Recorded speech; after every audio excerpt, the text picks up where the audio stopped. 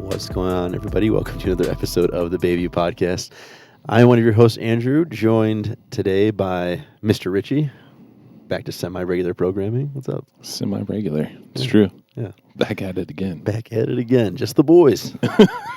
Mr. Chris is still out. Mr. Chris is gone, bro. He's out living his best life right now. Right. Just vibing. I think he visited some family. Yep.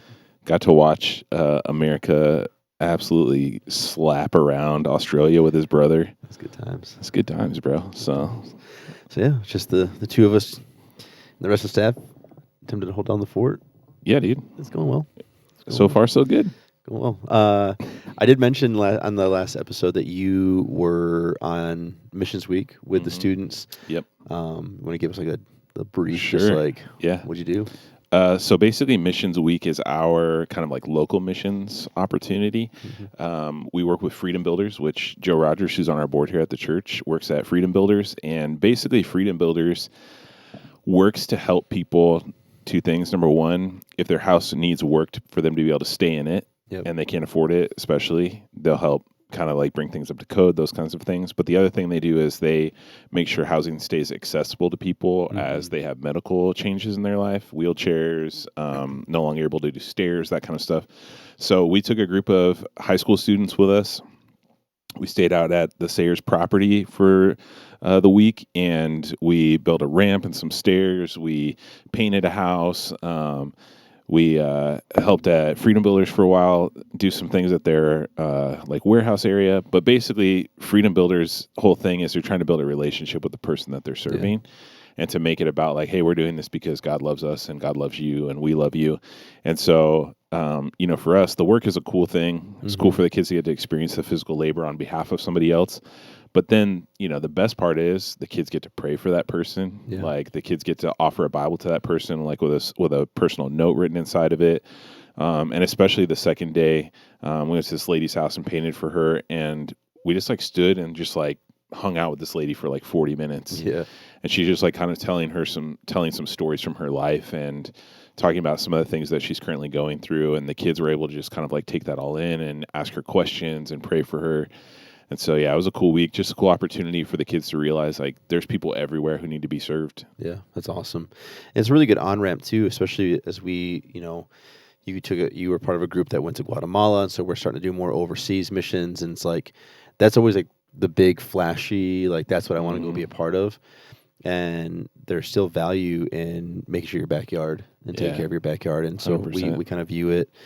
That for the students is it's like a great on-ramp to missions work is to like go have a week where you're experiencing like some of these places you guys went to are probably pretty close to where some of these kids live or people they know. And so it's just a good reminder of like, you can be on mission like anywhere. And so, love it. Love Freedom Builders, just their home repair stuff. And that's just such a cool guys. It's like Joe and Skip and Brian, I think. And yeah, just a really cool crew that they have over there. And so if you get the chance to, like, this is a shameless plug for them. Like, they're always offering chances to come and work with them or help on a weekend project, build a ramp or something like that.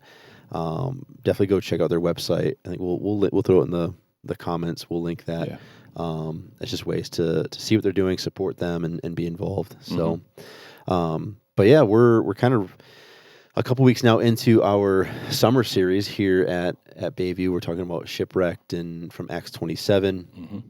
Shared a little bit last week and whatnot. This is a pretty cool chapter of the Bible. But Paul is going to see Caesar there in Rome, and he's on a boat that is basically sailing into a hurricane. Yeah, and just the whole outcome and how he's protected and the whole thing. It's a really cool, it's just a really cool book and a really cool story. And there's so much, I believe, applicable moments and things that as you start to peel back the layers to it of just like how God works, especially in the midst of like storms we face in life. And this past week, we talked about this idea of like, everyone's had some storm, right? They've had something that they've dealt with, and it could be the external things that are like sickness or loss of job or divorce, like things that are just like genuine, like, wow, this has thrown me off. This is not I am feeling the chaos in my life right now. But there's also the internal ones. There are those who deal with depression, anxiety, or the maybe a faith is in crisis or whatever it might be. And so this whole series is kind of dedicated to talking about working through that storm and where's God at and what's the role Jesus plays and what is my role. And so this past week we talked a lot about the idea of like, as the storm gets going, there is this sense of like, I feel like I know where I'm supposed to be or I'm supposed to go. I feel like I'm going in the right direction. I would assume I am, but I feel stuck. I feel delayed. I feel circling. I feel like I can't really hold it all. Like I can't hold the course well. Yeah.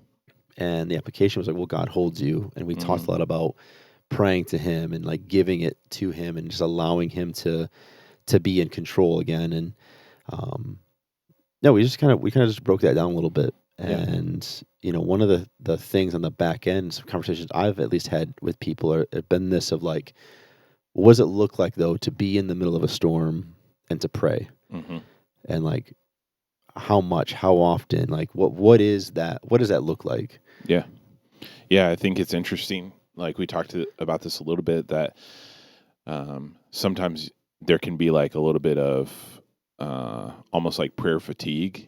Like, man, I feel like I've been praying for this thing for so long and like nothing's happening. Yeah. Which is like exactly what their experience is, right? Like they're kind of like stuck in the water, like what's going to happen next? Like, and sometimes we can be in that place where it's just like we offer it up to God and we're just like, God, this thing's going on in my life. I'm really struggling. This is hard for me. I don't know what to do. I need wisdom. God, I'm trying to do the right thing. Like, and it feels like in that moment, like a little bit of radio silence, maybe. Yeah. Like you're just not sure. You feel like God's being quiet. Yeah.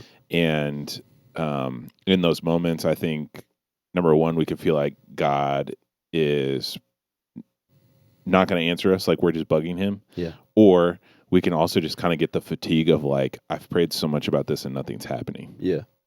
Yeah, and I think that's the tension. And one of the conversations I had was almost from this perspective, and specifically almost to like and I think this can be for anyone, but from the man's perspective of like asking for help or, well, I asked once, I'll just let it be. God knows. So why would I keep praying about it or keep asking about it? Yeah. And it kind of is that thought process of like, we said, you know, and kind of discussing what we're going to talk about, like, it is almost just like, well, what are you actually praying for? And then, you know, what are some of the calls that we have in our life about prayer and what that looks like? Yeah. One of the things that we really talked about was like several passages of scripture come to mind that kind of discuss this idea of prayer and things that we need in our lives. Yeah. Jesus talks in Matthew about this idea of, you know, like knock and seek, right? Of like knocking on this door, like seeking the Lord, and you know, like you'll be provided for, like there will be an answer for you. And James also reiterates when he talks about like you don't have the things that you need because you don't ask for them. And I think sometimes we can take passages of scripture like that, and there's, especially in the teaching of Jesus, there's like multiple passages where he talks about receiving things from God and the importance of like prayer. And we can look at those and we can think about outcomes. Like that can become our heavy focus where we're just like, okay, well, here's the problem. I see an obvious solution. I'm going to pray for this solution. So I'm knocking, I'm seeking. My expectation then can become the answer is going to be exactly what I think it should be. And I think that's where we can run into trouble, right? It's like we can come to God just looking for solutions. And sometimes with God, I would say in my own life, more often than not, the solution has come eventually. But there was a big purpose and meaning in the meantime. And it does get difficult to just come back to God over and over again and be like, God, it's me again, and I'm still struggling with this. This is still difficult. I know we talked about this yesterday and all last week and a month ago also. But like, if you could please just help me out here, like I really need some help. This is what I think should happen. And just kind of leave it at that. And at least for me personally, I feel like I can lose sight of the fact that this is like God's not a genie. And I think that's the key, is almost like this idea of what am I praying for? Am I praying that he makes it better, but only better in the way I believe it should be? Or like you said, fix it, but only how I believe it should be fixed? Or this is where the faith piece comes in. Do I have enough faith that says, yeah, God, this is a big deal to me. You handle it how you feel like you're supposed to handle it. Mm-hmm. And faith says, I do believe he'll respond. Yeah. It just might not be what I was hoping for. Yeah. And, that I think that's part of the thing too. You mentioned prayer fatigue. It's almost a sense of like, well, I've already prayed about it. Why do I have to keep praying about it? Yeah. And I would fall into the camp of, I do believe that he knows what's on your heart, but why wouldn't you? He's not a distant father. Mm-hmm. That I think that's what I have come to grips with. Is God is not this annoyed, distant father. Like, it's annoying sometimes when your kid just keeps repeating themselves. Yeah. Like, let's just be honest. Like, when you heard them the first time say they wanted a sandwich, and for some reason the next 2 minutes while you're trying to finish up something else, they just keep saying the word sandwich. Like that, we're all human. That gets annoying. Right. I don't believe God views our prayers like that. No. I don't believe he sees you saying, God, would you heal me? This is a big deal to me. Or God, I don't want to be single anymore. Like, can I find a husband? Or whatever it might be. Like those things that are like actually have like desires of your heart. Mm-hmm. Yes, he knows them. And yes, he wants to hear you talk about them. Do you have the faith, though, that he will answer in his own way? Yeah. And are you okay with that? Mm-hmm. But the encouragement is, don't hide it, but trust the outcome is what he deems is supposed to be the outcome. Yeah, absolutely. And like that idea of like outcomes, again, like when we change our thought process in this way, what an outcome is changes also. Mm. And when I look back at the most difficult moments of my life, the outcome, more so than the solution to the problem, has been the person that I've become. Mm. And, it's like part of the thing is, right, it's like the phrase about sailing is, calm waters don't make good sailors, right? Mm. Like good sailors have been through difficult waters. Like that's what makes them good is they can, anybody could sail on the calm waters when the wind's blowing perfectly. Yep. But to be a truly great sailor, you have to go through the rough waters. And I think that's really what, the older I get in my life, the more I realize, I need to adjust my focus to care more about becoming a good sailor, right? Or a good follower of Jesus than about my life looking and being exactly how I hope it would be. Yeah. And so, in my prayer life, it's not that I've stopped asking God for these things, right? Like, it's not that I've stopped asking God, would you please like solve this health issue? Or would you please like, this is God, it would be so much easier if this was true of my life or whatever it is. But then to also follow that up with, but God, in the meantime, I pray that you would transform who I am as a person. Yeah, that's good. And to me, that's like the point of what James is talking about, what Jesus is talking about when he's like, just keep seeking the Lord. You'll get what you actually need in those moments is, you'll get the transformation that comes from being completely sold out to what God has for your life. Yeah. And I think that's a good reminder of like, of seeking him is this idea of like, he's easily found. Mm-hmm.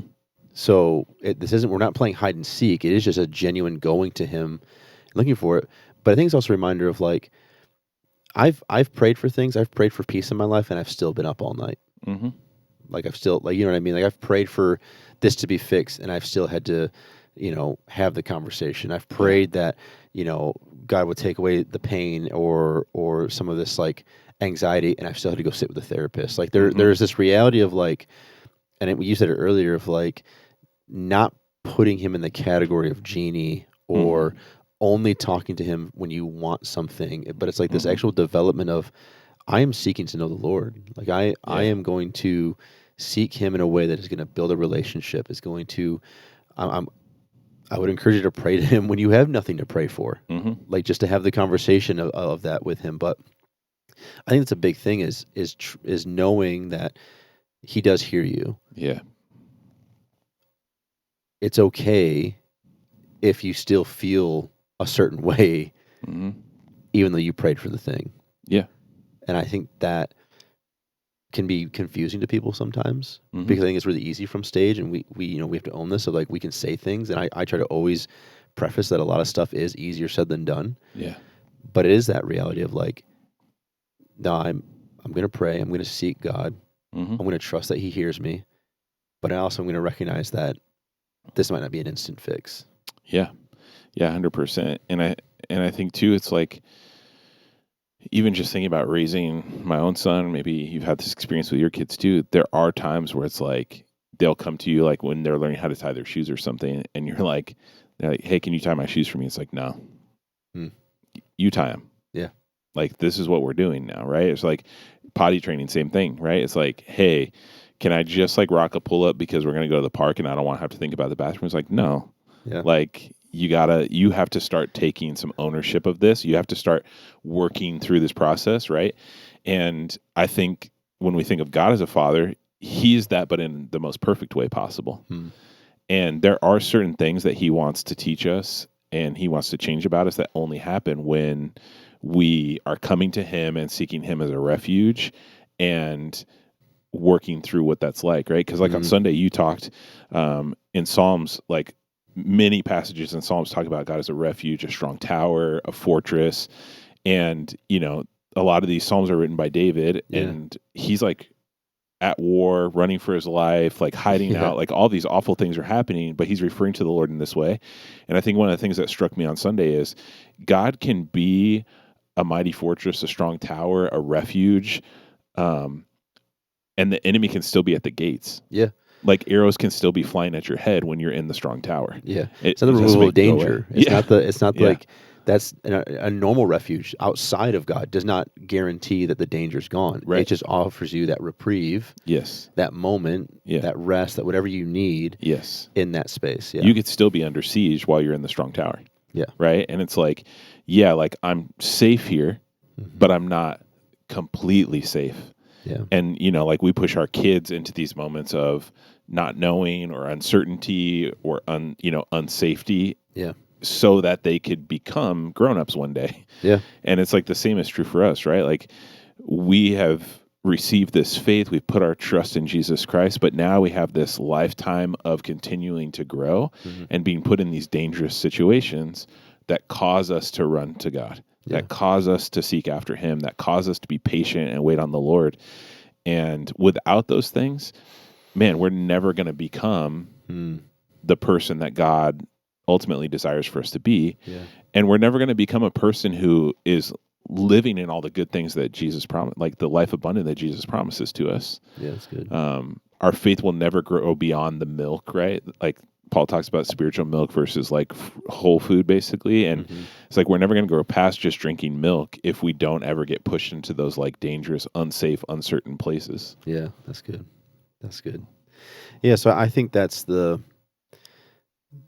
to me was my hope for a takeaway for people was that they would see it as we're called to be in communion, in relationship with Him. And that's part of that is our communication, that is prayer. And I think the hope is that people would see it as like, I'm going to give this to God. And it really is a trust factor, but that's what we say of faith of like, it's the faith in the thing of known and of unseen but like trusting that He hears you. He knows the desires of your heart. Are you willing to trust the outcome He has, not the outcome you desire? Yep. And seeing it for what it really is, that He wants to hear from you. He's not annoyed by you. This is not a situation of, I asked once, I'll let it be. Like if it's on your heart, go to Him. But also not stressing that, again, He's not a genie, so that we're not in the business of quick fix when it comes to our faith with Him. Yeah, absolutely. That's awesome. Cool. Well, sweet. Well, I'm excited to keep kind of working through this series and working through just what's happening. And again, I said it last week. I said it from stage even. I highly encourage just go read chapters 26, 27, 28, like this of Acts. Like it's just an incredible kind of passage and story. Next week, I think the episode is probably going to come from camp. Yeah. We'll see. So if you think about it, you're praying.